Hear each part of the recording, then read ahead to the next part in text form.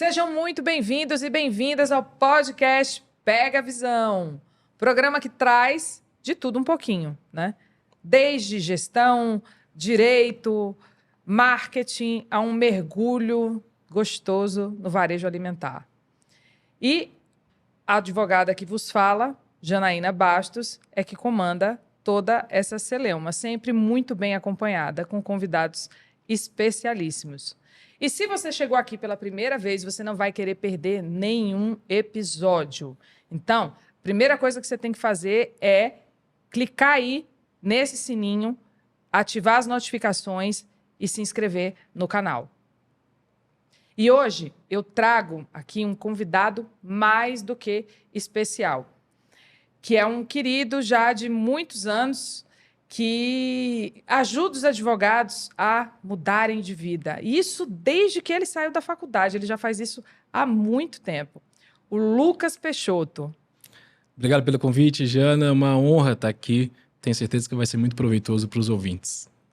Eu que agradeço demais o teu aceite ao meu convite no meio de tantos compromissos, que você está no meio de lançamento, no meio de tanta coisa. E eu tenho certeza que isso vai ser de enorme valia para todos os nossos ouvintes. E eu queria que você apresentasse, que você falasse um pouco mais de você, um pouquinho da sua história. Joga duro. Show de bola. Sou Lucas Peixoto, sou mineirinho, né, de natureza, de nascença, mas moro aqui em São Paulo atualmente e trabalho aí com advogados há mais ou menos uns 10 anos, quase uma década, ajudando os donos de escritório de advocacia a crescerem a sua advocacia, né? E nem sempre foi assim. Então, quando eu entrei na faculdade de Direito, eu só queria ser professor. Eu tenho uma influência de casa, meus pais são da educação, meu pai é professor, minha mãe também. Não são do direito, mas são da educação. E por influência, quando eu decidi entrar no mundo jurídico, era só porque direito dava um leque muito grande, falava de tudo um pouquinho, né? E aí eu entrei na faculdade de Direito. Aquele primeiro dia, né? O que você quer ser, né? Quando você se formar. Todo mundo, juíza. Advogado, juíza, promotor. Eu queria ser professor. Eu era o patinho feio daquela faculdade, daquela turma, né? E assim foi. Eu comecei já, desde o início da faculdade, passando pelo trajeto tradicional da academia, né? Então, tinha que fazer um mestrado, tinha que fazer um tanto de coisa, né? Era o que a gente escutava se quisesse ser um professor de sucesso. Até que ali por volta do segundo e terceiro ano, já trabalhando com eventos, com mostras científicas, a gente precisava fazer marketing para poder ter sucesso nos projetos no mundo presencial mesmo. Para isso, a rede social já em alta, Facebook, Instagram, naquela época, estava começando cada vez mais crescer e as pessoas utilizarem as redes sociais. Conheci então, na verdade, um carinha que muitos no Brasil conhecem, que é o Érico Rocha, dos Olhos Arregalados, né? Que acho que já transformou a vida de milhares e milhares de pessoas e a minha também. Foi ali, então, que eu aprendi muita coisa sobre marketing digital e uni os dois mundos, do marketing e do direito. E aí, no futuro, dos negócios também, comecei a entender bastante sobre o business, o mundo business dentro da advocacia. E foi assim que eu comecei. Durante a faculdade, primeiramente, eu comecei lançando outros nomes que já estavam no mercado. Então, quando eu convidava um professor para um evento que eu estava participando e organizando, ele via que eu entendia, que eu sabia, eu quero lançar um curso próprio, quero parar de dar aula para alguma instituição e ter meus próprios projetos. E assim eu comecei, lançando alguns nomes, outro ali. Só que naquela época eram nomes da academia, aquele doutor, aquele doutrinador, né, no direito, que muita gente conhecia. E esse pessoal tem uma dificuldade de fazer as coisas acontecerem, porque eles vivem naquele mundo deles, da academia, né? Do presencial, de muita gente puxando o saco, elogiando. Mas quando precisava fazer uma gravação de um anúncio, né, chamando para comprar, para vender alguma coisa, eles travavam. Ou muitos eram muito bons no presencial, mas quando colocava uma câmera na frente dele, parecia que tinha uma arma apontada para a pessoa e ela não conseguia sair do lugar. Foi então que eu percebi que o que ia dar certo era trabalhar com advogados da prática. Pessoas que não eram só estudiosos do direito, teóricos do direito, mas são acadêmicos, né? Pessoas que viviam da prática da advocacia. Pessoas reais que sabiam e enfrentaram muitos problemas que poderiam estender a mão, né? Escolher voltar e estender a mão para advogados que também precisavam de ajuda para crescer na carreira. Custa muito mais barato ter um mentor do que tentar ir pela jornada sozinho. E aí, tudo deu certo, né? Graças a Deus, estamos aqui. Por muito tempo lancei esses outros profissionais. Então, fui crescendo e crescendo, você, né? Sim. Até que um dia resolvi crescer ali e seguir uma carreira solo, né? Então, deixei de lançar pessoas e aí eu comecei a ensinar, pegando toda a bagagem que eu tinha do mundo jurídico, da advocacia, né? Por analogia, eu tinha acesso a muitos dados, a como que funcionava o escritório de muita gente. Eu comecei inicialmente com consultorias, depois mentorias. Bem, hoje tem aí uma gama de soluções jurídicas para escritório de advocacia, sempre com foco em crescimento do negócio da pessoa. Fantástico. E assim, o Lucas, ele tem um pouquinho mais coisa, ele é meio vidente. Mas eu vou deixar essa história lá pro final. Deixar, você vai ter que ficar aqui até o final. Eu tô curioso agora. Tá, mas você... Perdi meu poder de vidente, não sei o que ela vai falar. Você foi vidente, você foi total vidente comigo. Eu não sei nem se você vai lembrar dessa história, mas Nossa. eu lembro. Então, vocês já perceberam que o papo hoje aqui é com advogados, né? A gente vai falar sobre como ter um escritório de advocacia de sucesso nesse mercado atual.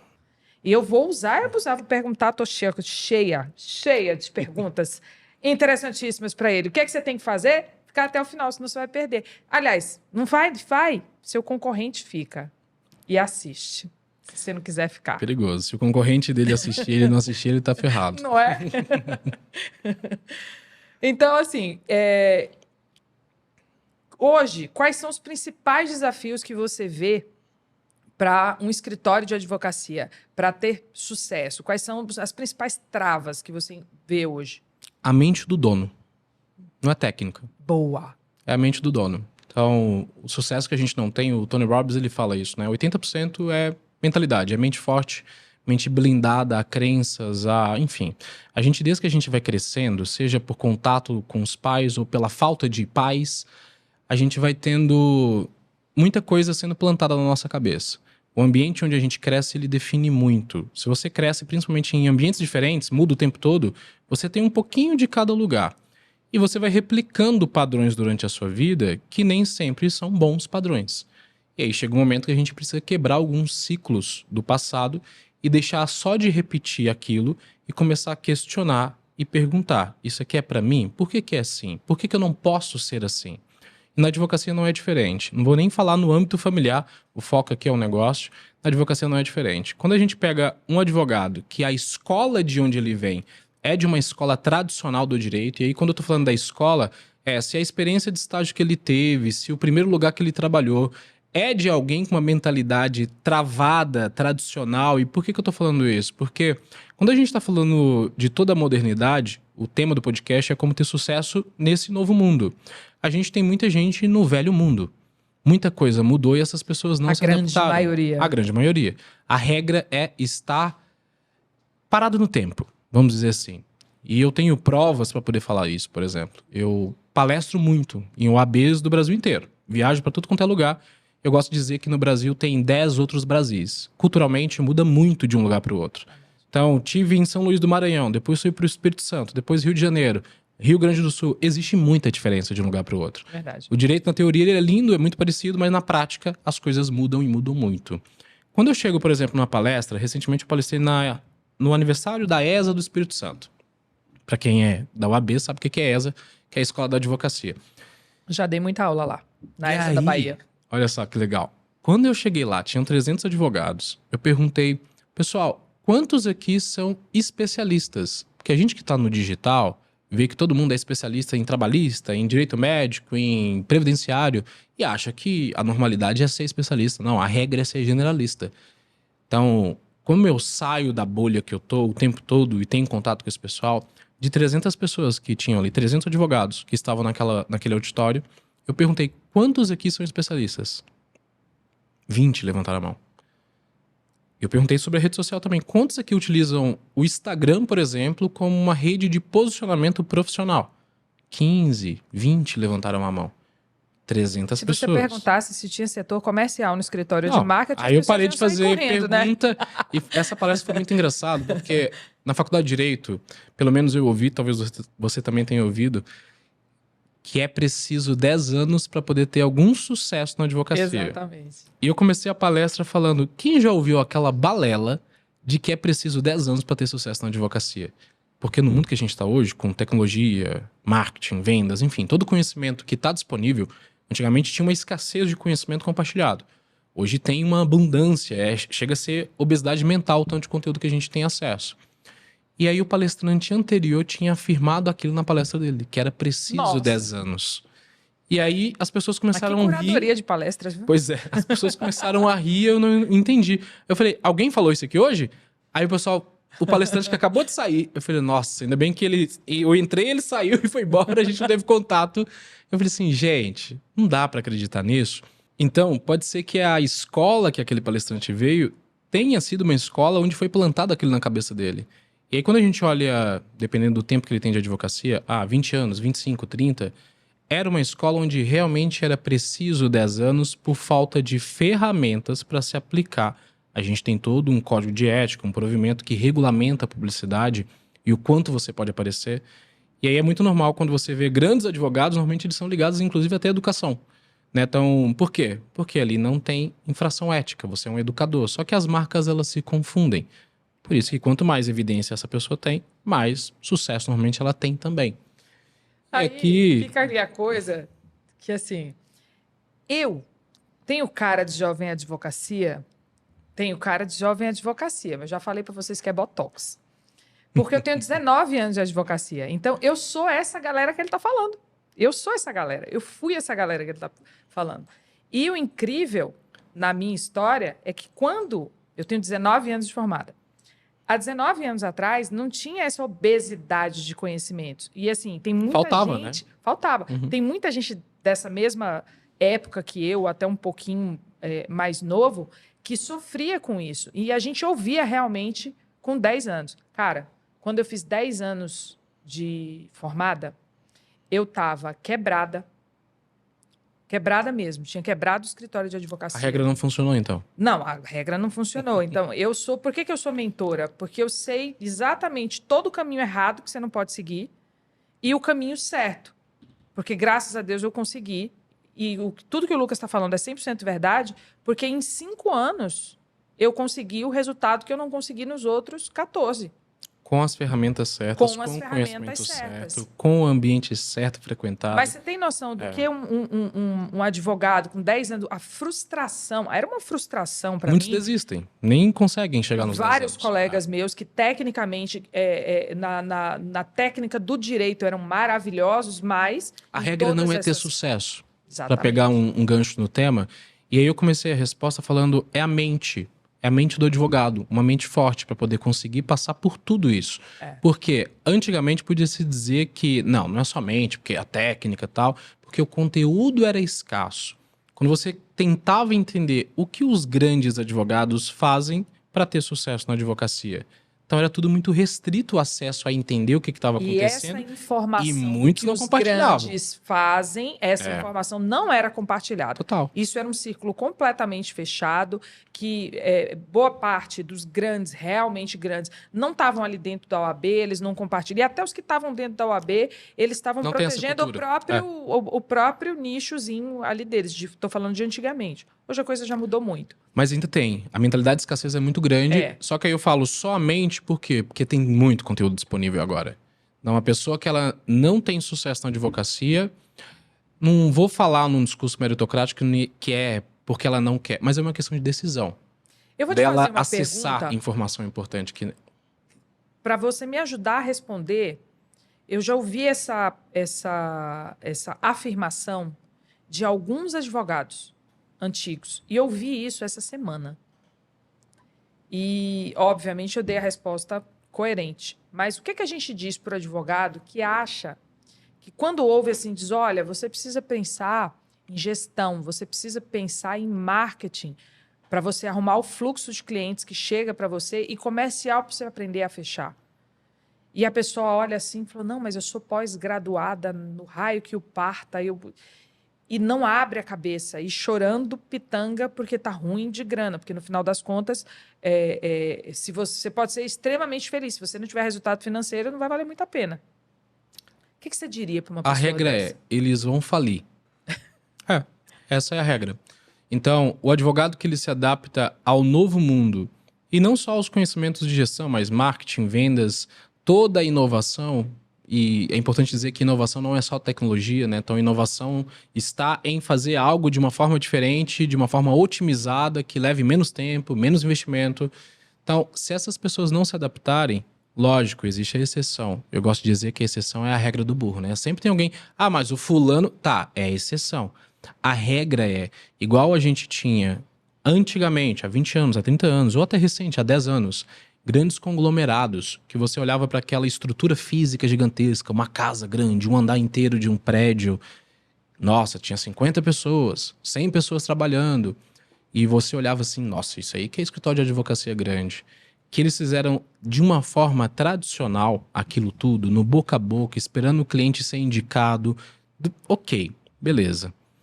Quem são os grandes conglomerados do século XXI, dos anos 2020 para frente, né? Pós-pandemia, vamos dizer assim? São os escritórios digitais. Que só são escritórios digitais no conceito de transformação digital e não só porque usa alguma ferramenta digital. Ele pensa digital.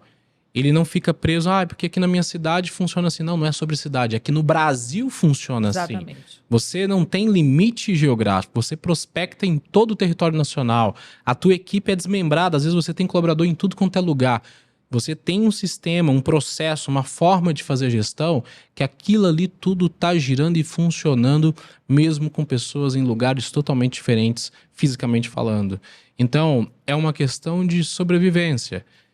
E eu nem encaixei ainda IA, inteligência artificial, na conversa. Você vai falar disso. Calma que a gente vai falar disso. Porque quando a gente está falando disso, é injusta a comparação quando a gente está falando de advogados que utilizam-se dos métodos tradicionais. E o que é método tradicional quando a gente fala isso? É ele abrir o escritóriozinho dele, comprar uma mesa, uma cadeira, um armário, tem um computador e, ok, agora eu quero esperar o cliente chegar aqui.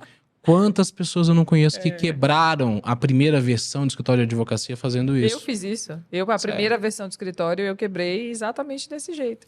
Ok, então... Na segunda foi diferente?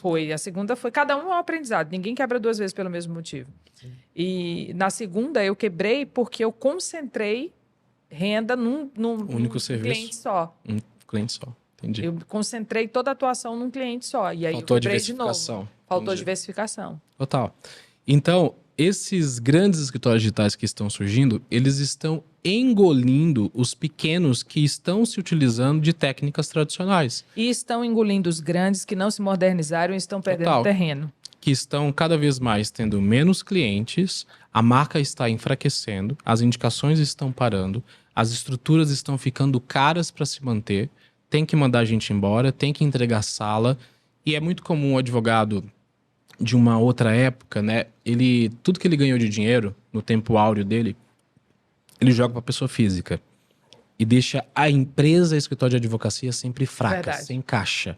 Exatamente. E aí quando vem uma maré turbulenta, igual foi a pandemia, muitos escritórios quebraram. Muitos, assim, centenas de milhares de escritórios quebraram por falta de caixa, E muitos ficaram sem caixa, mas se adaptaram rapidamente ao digital e conseguiram corrigir a rota e se reestabelecer.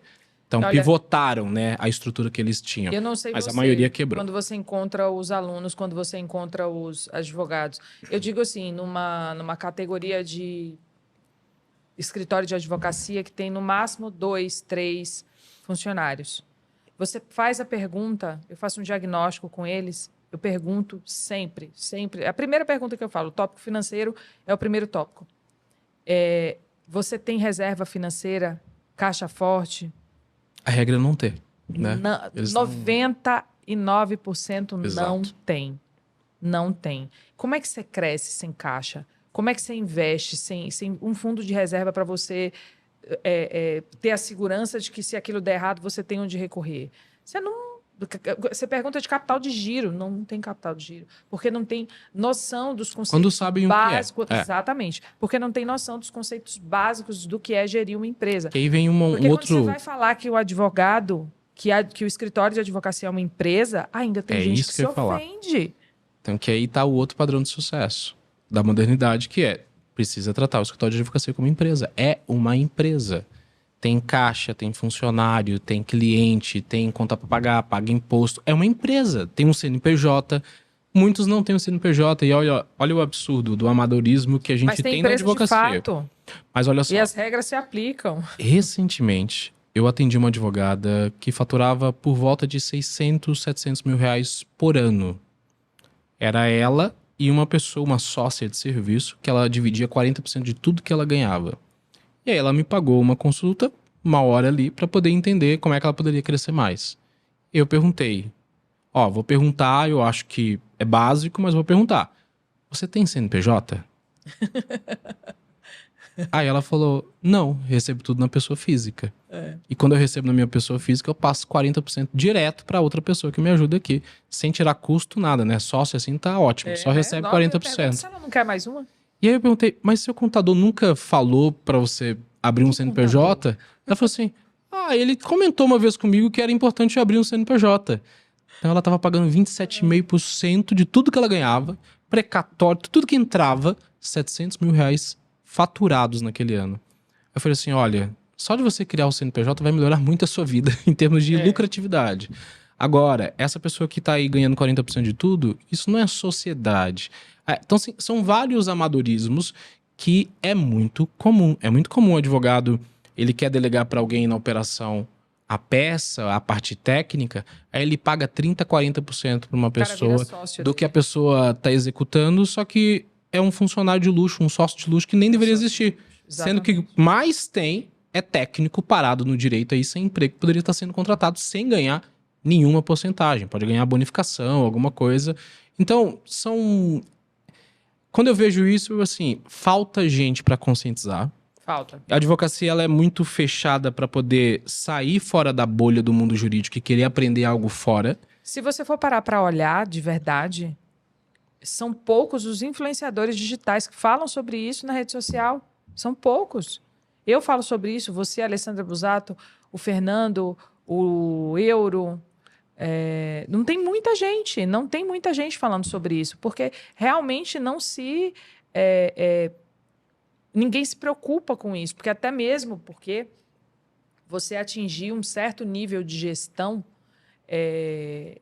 não é que a coisa fica reservada para quem está fazendo, mas você meio que perde aquele foco.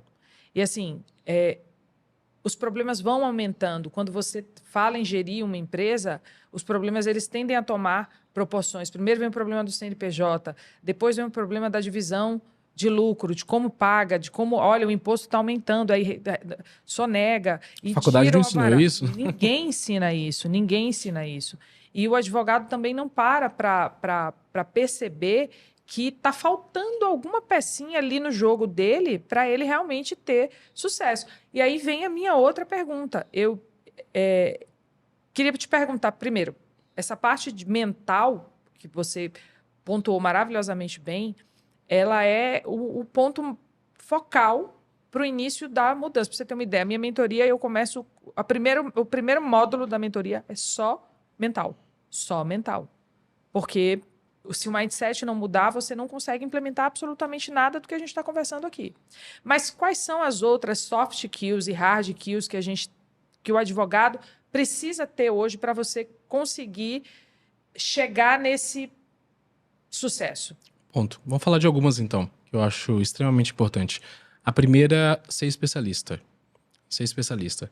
Lucas, mas você não sabe do boleto que eu tenho para pagar, então o que tá aparecendo eu tô pegando. Ok, como é que se resolve isso? Primeira coisa, quem é especialista no posicionamento consegue ser generalista na execução. Com equipe, com sócio, parceiro, até mesmo você só não precisa contar para todo mundo.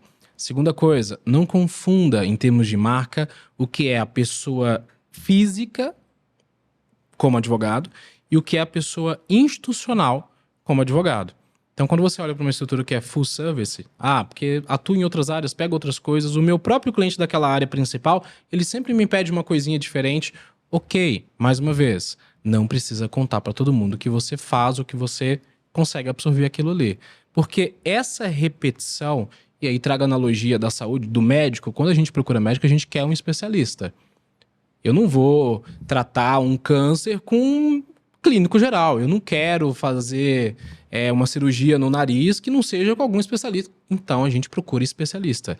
Na advocacia... E eu vou mais embaixo com essa questão de especialista. Além de tudo isso que você falou, é uma questão de gestão. Tudo que você faz repetidamente, você vai fazer melhor. Eu ia tocar nesse assunto. Exato. Você vai fazer melhor e você vai fazer em menos tempo com menos custo. Significa que você vai ter mais eficiência. Com mais eficiência, você ganha mais dinheiro. Porque senão mata um leão por dia. Então, num dia, tô no previdenciário, peguei aqui um benefício rural. Aí, no outro dia, eu peguei aqui um erro médico. Assim, então como é que eu crio processos? Como é que eu cobro time, meta, prazo, produtividade? Então, é tudo uma coisa diferente uma da outra. E tem a cultura brasileira da advocacia de primeiro fecha o contrato, depois aprende como é que entrega. Início de carreira é muito comum isso. É muito comum. Muito comum. Nunca. Compra um livro aqui, um curso, etc. E se vira para poder entregar.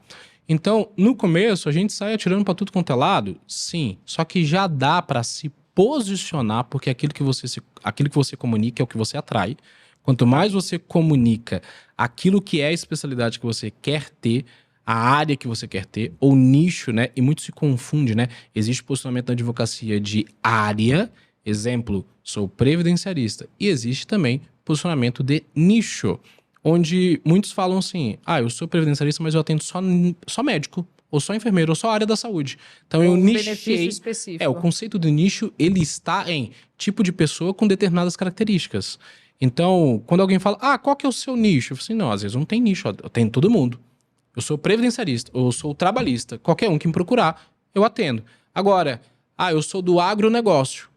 Quem é agronegócio? Pessoas que estão no agro, trabalhando, dono de fazenda, dono de... Ok, agronegócio. Mas o que você tem de solução para ele? Aí é uma imensidão que você pode escolher. Dentro do trabalhista, dentro do empresarial, dentro do... Ok, se você quer ser full service para o agro... Você tem uma advocacia de nicho para o agronegócio que você resolve tudo. Ou não, sou especialista em área e nicho.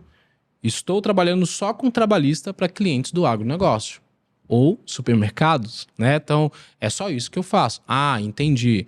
Só que, quando a gente está falando sobre se posicionar assim, as pessoas têm muito medo. Não, mas então a pessoa não vai me trazer nenhum cliente ou não vai me procurar por causa de outras coisas que eu faço. Os meus clientes Olha das só. outras áreas que me contrataram e agora eu estou me dizendo especialista em outra. Exato. Vamos supor que você tem um amigo que ele é consumerista. Você não é advogado. Você que está ouvindo isso, ou se você é advogado, considera que você não é advogado. E aí você saiu de uma festa depois de beber e foi parado na Blitz, bafômetro, tá bêbado. Precisa de um advogado. Só que você tem um amigo que é consumerista, ele não é criminalista. Você vai ligar para o consumerista porque a percepção leiga da população é preciso de um advogado. Eles nem sabem o que é jus postulandi, capacidade postulatória. Eles olham... Muito menos do que especialista. Eu preciso do arquétipo, né? Aquele estereótipo. Eu preciso de um advogado. Ele precisa estar aqui porque eu sei que advogado defende. Advogado resolve problema. Então, aqui eu tô falando de um tipo de pessoa que às vezes não tem nível de consciência. Só que a advocacia, quando eu tô falando de cliente e advogado, é uma relação de confiança. Então, ele vai chamar quem ele conhece e tem confiança. Que o primeiro advogado é alguém que conhece algum advogado para poder chegar ali e dar uma solução para ele. Esse cara só vai ganhar consciência o dia que o problema dá errado. Aí ele vai procurar um especialista. Exatamente, aí ele começa a entender.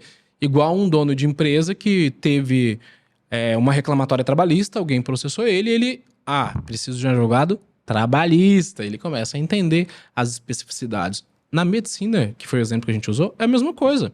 No primeiro momento, no decorrer da vida, a gente só precisa de uma consulta rápida para poder pedir uns exames. Daqui a pouco começa a ter problemas específicos que requer profissionais específicos. Então, na vida jurídica da pessoa, né, na sociedade, ela vai passar por isso. Não é se quando, vai passar. Ela vai passar. Então, desde o momento que ela nasce até o momento que ela morre, em algum momento ela vai tomar consciência de que é especialista na advocacia que ela vai precisar em algum momento. Eu adoro quando eu ouço aquelas falas, não, porque o advogado da família, tipo assim, é aquela pessoa que tem advogado há anos. Pra quê? Pra quando precisar. Mas o advogado da família. Ele é generalista de tudo? Não, mas ele tem soluções. Ele tem sócio, tem parceiro, etc. Porque é uma relação de confiança. Eu vou falar uma coisa que vai doer. Mas eu ganho contratos todos os dias desses advogados. Porque quando o cliente começa a entender, e aí você pega a visão, quando o cliente começa a entender que ele vai ter um serviço de muito maior qualidade de alguém que entenda do nicho dele, da área que ele precisa e do nicho dele exatamente daquele segmento que ele trabalha, ele não vai ficar com generalista. Especialista ganha. Então, se a pessoa precisa fazer uma cirurgia delicada, é o generalista que ela vai procurar? Não é o generalista. Então, na advocacia, quanto maior o problema ou quanto maior o desejo de alguma solução jurídica, ele vai olhar com o tempo para a especialidade. E então, esse é um fator importante. Nessa questão de supermercado, nessa coisa, eu vou contar por que o Lucas é vidente. Porque isso tem uns 4 anos? Uns eu não sei o que é, na verdade. Quando eu conheci o Lucas, a gente fez uma reunião. A gente fez um 1 a 1. Você lembra disso? Não lembro. Pois é, a gente fez um 1 a 1. E aí, eu sou especialista em supermercado da vida inteira. E, assim, era muito louco quando eu dizia que eu era especialista em supermercado naquela época. E o Lucas achou super normal, super natural eu ser especialista em supermercado. E aí ele falou assim, olha, se você é especialista em supermercado, você tem que conhecer uma pessoa, você tem que colar junto do Leandro Rosadas. Fui eu que apresentei? Fui eu que dei ideia? Você falou. Você profetizou. E aí eu fui olhar quem era o Leandro Rosadas. Eu não pesquisava o Leandro Rosadas. E aí eu comecei a estudar o conteúdo do Leandro Rosadas pesado. Mas não cheguei perto dele. Aí você se lembra do Clubhouse? Lembro. Pois é. Na época eu tinha Android, não consegui participar, mas eu lembro. Então, eu comprei... Olha, você vê como Deus, o cosmos, alô, me chame do que você quiser. Como é bom. Resolvi já esse problema. Eu cismei que eu tinha que entrar naquele Clubhouse. Eu comprei um iPhone velho só para entrar no Clubhouse.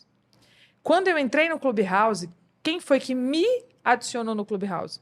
Rosadas. O Leandro Rosadas. E aí a gente entrou numa sala e aí a gente foi conexão instantânea e a gente começou. Então você profetizou. Engraçado que naquela época, quando você falou Para mais consultas, demais, por favor, @Lucas Peixoto, vocês vão lá e... Engraçado que quando você falou que eu não achei nada de diferente, né? Que eu já conheci umas 2, 3 pessoas que já tinham esse posicionamento. Eu já defendia... Né? Não, de supermercado, de varejo, atendia. Pois é, mas eu conhecia, não achei diferente. Por quê? Começou-se esse movimento, e ainda tem muito espaço para esse movimento de especialidade. Tô nem falando de supermercado, de várias áreas do direito. Porque quando você sai da área e começa a focar em nicho específico, você tem infinitas múltiplas possibilidades. Então, vou focar no caminhoneiro, no pedreiro, tipo assim, tem um tanto de possibilidade. Entendeu? Então, falta advogado assim. Então, eles estão acostumados a trabalhar de forma generalista ainda nessa execução. E isso é uma das coisas que atrapalha o crescimento, o acelerado crescimento. Não quer dizer que as coisas não vão acontecer. Vão acontecer de forma muito mais lenta. E se você não tem um ponto de evidência para as coisas acontecer, aí elas vão demorar. Por que eu tô falando isso? Porque não basta ser muito bom. Precisa parecer bom, ok. Muita gente já ouviu essa frase. O advogado, o que ele faz? Ele é muito bom, montou a mesinha, a cadeira, o computador e ele fica fechado dentro de 4 paredes. Para eu ser reconhecido como referência, percebido como autoridade, eu preciso ser relevante. Para isso acontecer por completo, eu preciso estar em evidência. E aí, nos variados pontos de contato... Quem não tá ponto com, tá ponto fora. Exato. Quem não é visto não é lembrado. Quem não é lembrado não é contratado. E aí é muito fácil esquecer das pessoas. E quando elas nem existem, piorou. E quando eu falo quando elas nem existem, quando elas não estão aparecendo, elas não existem. Se você não tá na rede social, que é literalmente, hoje em dia, o nosso cardápio, o nosso... Chame como você quiser, dê outro nome que não seja cardápio aí. Vitrine. Vitrine.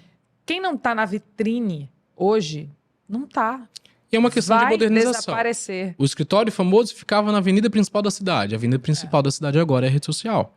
É o Google, é o Facebook, é o Instagram, é o TikTok, enfim. São as redes sociais. E uma coisa que vale a pena a gente comentar. Essa nova geração, ela nasceu com o celular na mão. Ela não procura em outros meios primeiro. Ela procura primeiro na internet.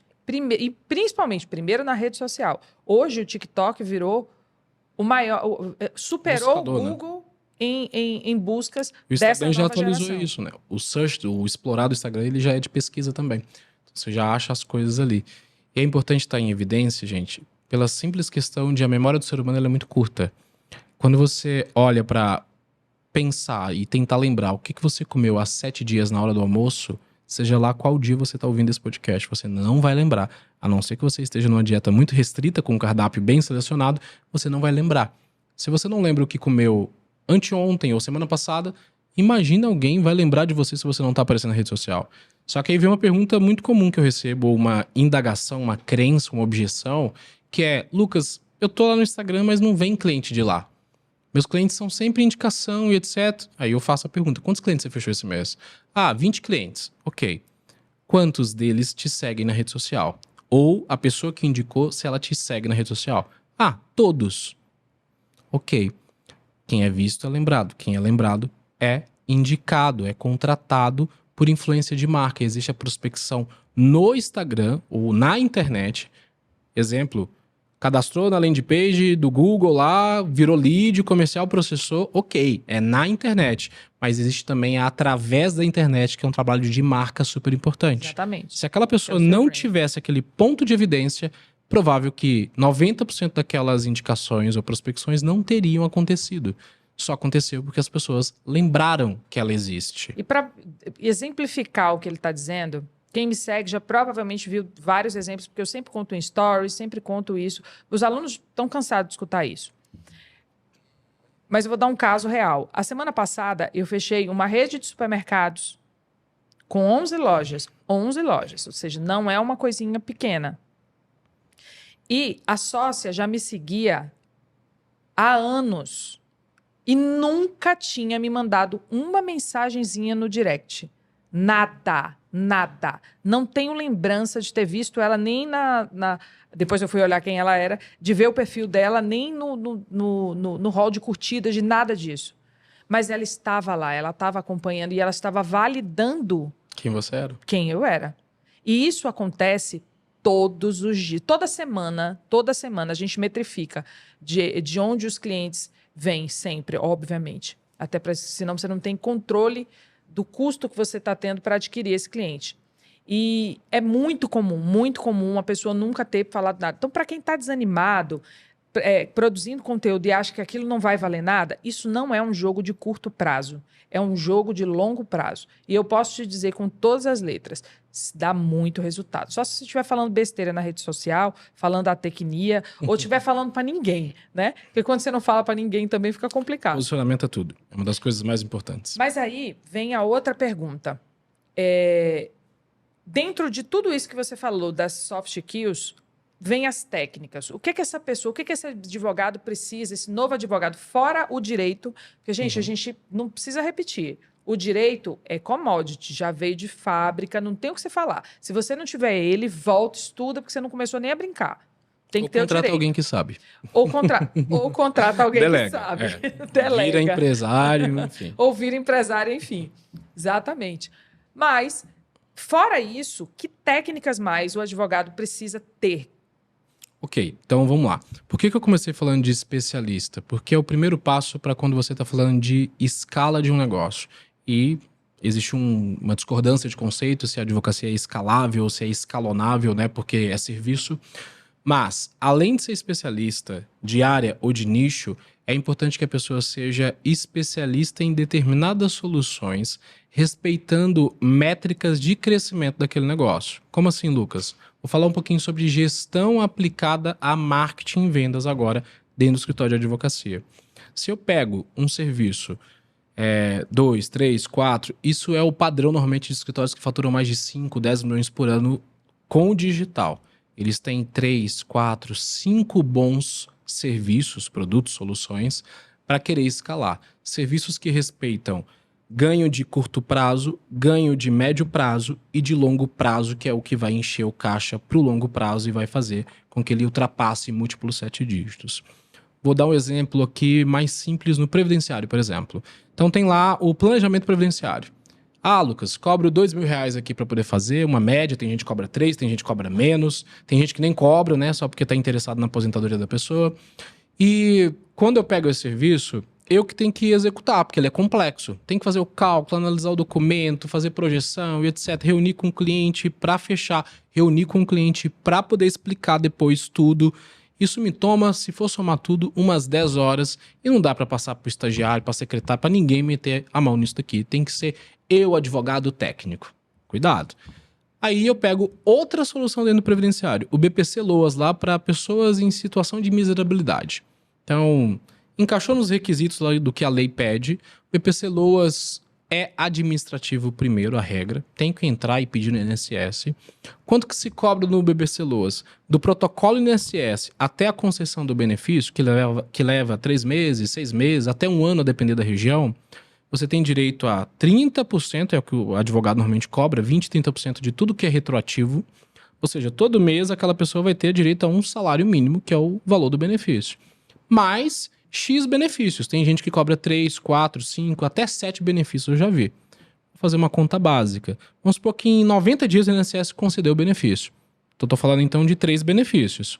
O advogado tem direito a 30% disso aqui. Ok, 30% vai dar ali, então, estou falando de um salário que está 1.400, 1.500, alguma coisa assim. Estou falando ali de uns 3 mil reais. Ok. Mais 4 benefícios que ele cobra. 6 mil reais. 6 mais 3, 9 mil de honorários que esse advogado vai ganhar. Qual o trabalho do BPC Loas? Para fechar, é muito mais simples. Eu estou falando de todo o serviço, ele está ligado à oportunidade, à necessidade, à urgência. Estou falando de alguém em situação de miserabilidade. Então, existe uma escassez, uma urgência em relação a essa solução. Ok. Então, qual o trabalho para fechar? Gente, tem advogado que faz o primeiro conteúdo da rede social. Saiba como ter acesso ao BPC Loas. Já fecha cliente BPC Loas. Porque tem tanta gente em situação de miserabilidade que preenche os requisitos que talvez é uma das áreas mais simples de... Mais fácil, é verdade. É, mais fácil de fazer marketing digital para poder prospectar cliente. Ok, qual que é o trabalho que dá para executar? Do atendimento ao cliente, que normalmente é via WhatsApp, mandou documentação, tem direito, faz sentido, protocolei. Protocolo leva quanto tempo no site do INSS? Se ele não travar, né, o site não travar, 20 minutos. E depois, tem que ir no banco, retirar o dinheiro, etc. Vamos somar aqui 2 horas em média. Pode ser um pouco mais, pode ser um pouco menos. 2 horas em média. Por que eu tô falando isso? Porque eu já fiz essa conta diversas vezes com vários escritórios previdenciários. Já saí colhendo dados para poder comprovar isso.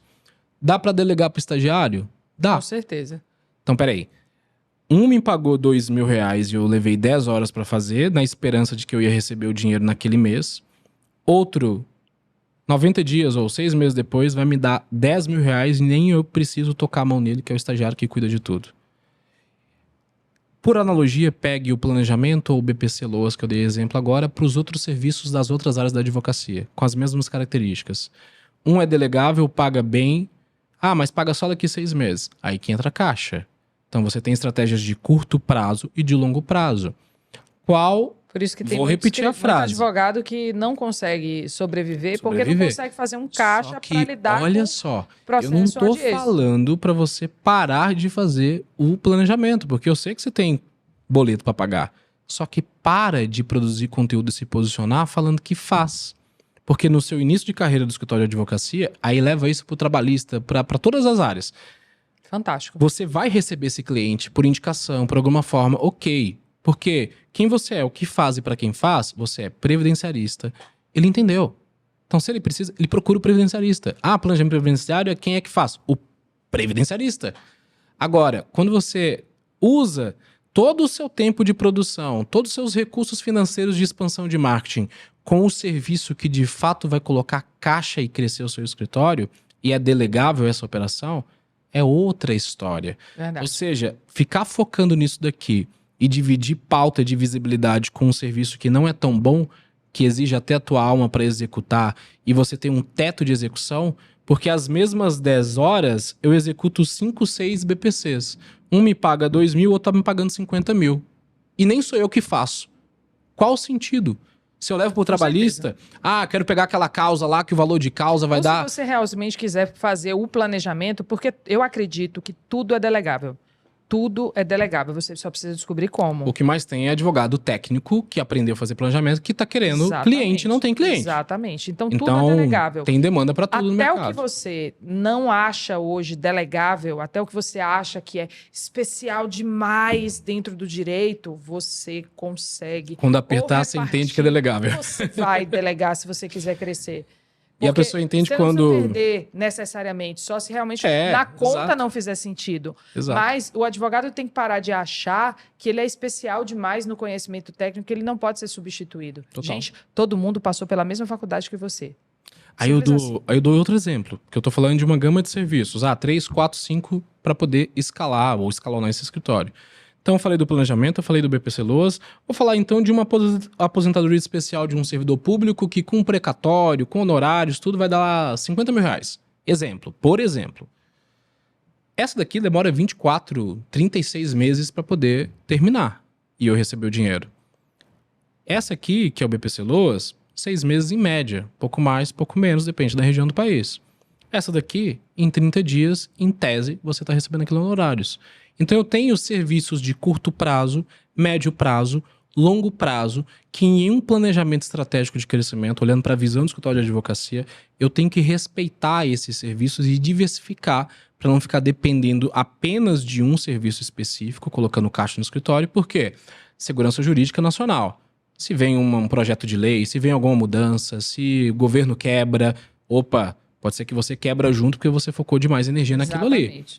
Então, isso acontece, é com muita frequência, né? Então, calote de precatório, enfim, as pessoas passam por esse tipo de situação. Eu já vi escritório quebrando por causa disso. A gente precisa justamente ver isso, justamente achar quais são os agentes externos que podem influenciar. E até é bom traduzir matriz SWOT. Então, vamos focar aqui em forças e fraquezas. Você tem que entender, você tem que ver... Peraí, o que eu tenho de recurso? Mas, mais uma vez, ser especialista é uma coisa tão importante, parece tão bobinho. Não, é só focar. Não.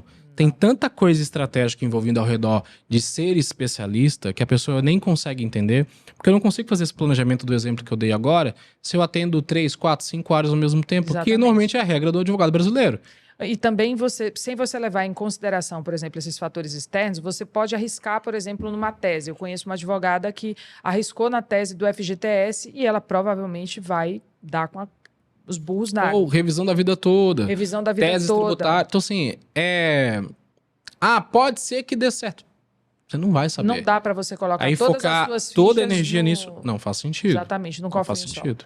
Então, aqui quando a gente tá falando de crescimento, um garante curto prazo, outro médio prazo, e daqui a pouco tá entrando tudo que você plantou. Importante entender isso. A advocacia é muito plantio e colheita. E aí um risco, porque eu já vi grandes escritórios quebrarem. Mas tava tudo bem, tava entrando dinheiro, o que aconteceu? Emocionou. Tava ganhando dinheiro, começou a ganhar dinheiro, aí compra carro, compra sala, compra não sei o quê, nananá. Só que aí para de fazer o quê, Jana? Plantar. Quando ele tá ganhando dinheiro, é muito comum na advocacia, tá recebendo dinheiro honorário, sucumbência, etc. Aí ele entra numa zona de conforto e para de prospectar cliente na mesma intensidade que ele estava prospectando antes. Como a advocacia é plantio e colheita, ele está prejudicando uma safra futura. Exatamente. Só que aí ele torra a caixa comprando um tanto de coisa. Tem muita gente que tem dificuldades de lidar com dinheiro, parece que tem que liberar o dinheiro, né? Tem que comprar, sair gastando, dando pros outros, ajudando a família. E aí quando chega essa safra... Não se sente merecedor Não dele. se sente merecedor. E aí quando chega essa época que ele não plantou... tá difícil e tal. Só que qualquer coisa que ele for tentar fazer agora só vai surtir efeito 1 ano, 2 anos, 3 anos pra frente. Verdade. Então, não dá pra perder a intensidade de crescimento nas métricas, nos dados. Sempre tem que ser mais, porque ou você tá crescendo ou você tá morrendo. Não tem estagnação. Ou cresce ou morre. Entendeu? Não há planagem. Você não tá planando nunca. Ou você tá caindo ou você tá subindo. Exato. Não tem curva. Mas assim... hoje, um escritório que não tenha esse escritório tradicionalíssimo que a gente está conversando aqui, qual o primeiro passo? Qual o primeiro passo que ele tem que dar para ele começar a pensar em gestão, além de se tornar especialista, que isso é a pedra fundamental. O cara já conseguiu entender que ele tem que começar a se posicionar como especialista. O que ele faz primeiro? Ele cuida primeiro da gestão, ele cuida primeiro do marketing, para a entrada de cliente. Qual é o fluxo disso? vamos concordar que a gente está falando com vários tipos de advogados e vários tipos de negócios nesse momento. Tem gente que está ali abaixo dos 100 mil reais por ano, tem gente que está acima de 1 milhão por ano, então depende da fase. Quem está começando a jornada ou ainda não cresceu o suficiente, eu gosto de defender primeiro o progresso, depois a ordem. Mesmo sendo uma pessoa de gestão, organizar a casa demais e não tem cliente não adianta nada, você vai passar fome. Exatamente. Então, você não vai conseguir viver da advocacia. Então, lenha na fogueira para fechar contratos e clientes, receba dinheiro, organize a casa, porque vai chegar um momento, é o público que eu mais recebo. Então, bateu ali os 300 ou 400 mil por mês, é centralizador, tudo ele tem que botar a mão, quer ver a peça que foi feita pelo advogado e tal. Ele até contrata, ele começa a contratar, passar aqui e tal. Mas só ainda que tudo tem que ser do jeitinho dele, ele tá microgerenciando o escritório inteiro. Só que aí ele não tem tempo de buscar a filha na escola e nem de levar. Aí ele não tem tempo de passar tempo com o marido, com a esposa. Aí ele não consegue viajar, ele não consegue ter férias. Aí ele tem, com perdão da palavra, uma advocacia toda engessada por causa dele e uma vida de merda consequentemente. E aí quando isso acontece, ele tá lá preso. A advocacia, gente, é só meio para algo muito maior. É sobre o porquê que você tá fazendo aquilo e por quem. Porque dono do escritório de advocacia quer lucro previsível, tempo livre e reconhecimento profissional. Então a advocacia é meio para isso acontecer na vida do dono. Porque o que realmente importa não é a advocacia. É o que acontece através dela, no CPF da vida daquela pessoa e de quem tá ao redor dela. Exatamente. Perfeito, perfeito. E assim, a gente vê os advogados, aí beleza, você vai prospectar. Para mim, em primeiro lugar, hoje em dia, se eu tivesse começando hoje, a primeira coisa que eu faria era um perfil na rede social, em todas, aliás, e começaria a produzir conteúdo. E aí eu vejo muitos advogados com aquela dúvida básica. Como eu sei que essas coisas mudam muito, vou validar com você. Claro. O que você acha? O advogado começa com o perfil do escritório ou com o perfil pessoal? O que funciona mais? Pessoa física. Pessoas se conectam com pessoas. Tem discordância do que eu tô falando, obviamente, aqui. Mas a depender da área, muda-se até o tipo de rede social que ele vai dar mais ênfase. Exatamente. Tá? Importante isso. Exemplo, eu recentemente dei uma palestra em um evento lá em Genebra, na Suíça, para advogados que atuam com patrimonial internacional. Não adianta ele querer ir pro TikTok e fechar cliente com patrimônio de 100 milhões. Ele pode até estar lá? Pode, mas o trabalho é complementar. Rede social mais network, formas até deve, tradicionais. Porque são algoritmos que se complementam. Total, mas eu investiria nessa área específica mais no Instagram por causa das ferramentas de conexão do Instagram, de comunicação, de ver, enfim, porque é só uma vitrine. A ideia ali não é nem ficar viralizando conteúdo, etc. É só uma vitrine, porque a forma dele atingir esse cliente é por outros meios. É network, é os lugares que ele frequenta, é o ambiente. Então, não é só a rede social. Agora é diferente. Advoga para pessoa física, previdenciário, consumidor, trabalhista. Rede social de conteúdo tem short form, que aí a gente tá falando de conteúdos curtos. Instagram, Kawaii, TikTok. E aí tem estratégias de longo prazo que em seguida você já vai prestando atenção. YouTube, blog. Tem gente que fala assim, Lucas, eu nem faço mais o site do escritório porque não vem cliente dali. Olha que falta de visão.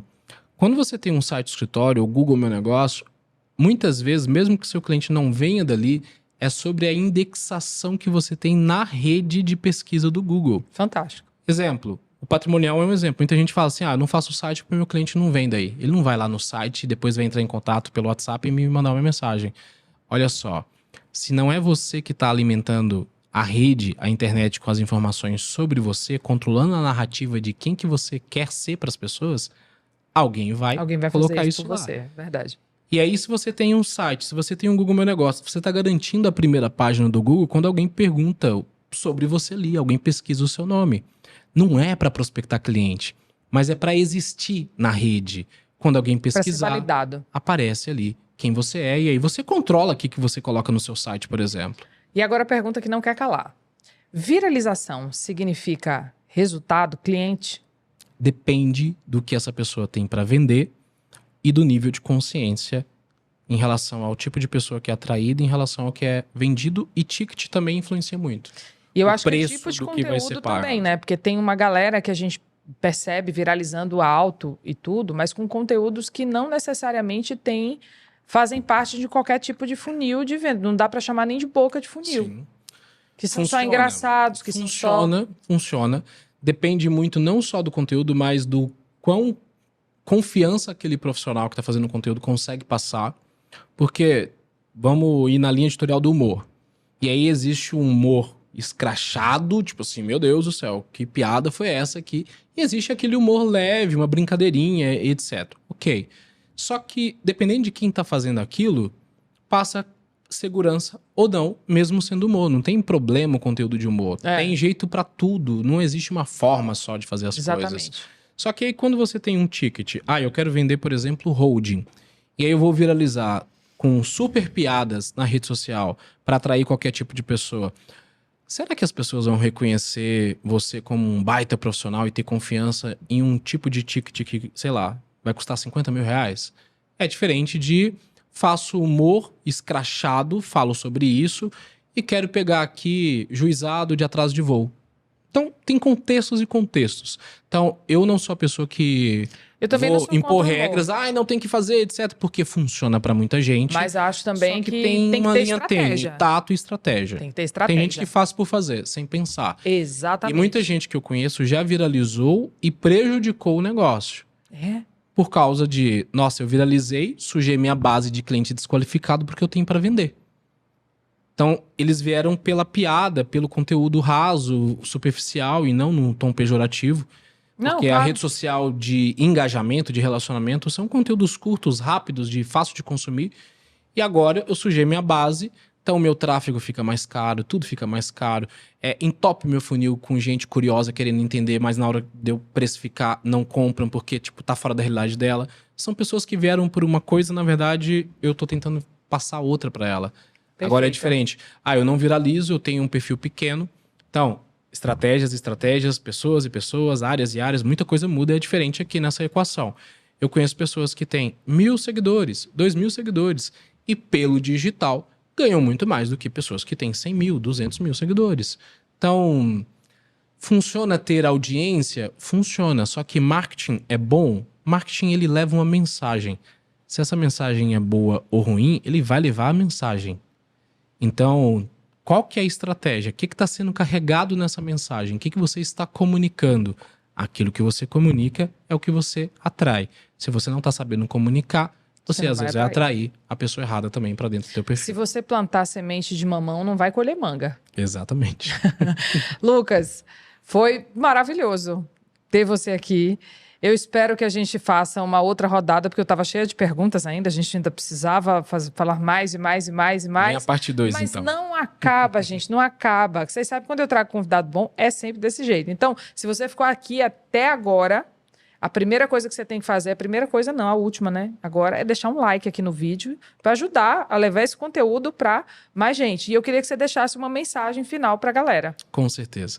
Eu tenho uma frase de um grande amigo, professor Salomão, que ele fala: onde mora o seu maior medo, do ladinho, mora o seu maior talento. Lembre-se, a advocacia é só meio para uma vida épica que eu sei que você quer.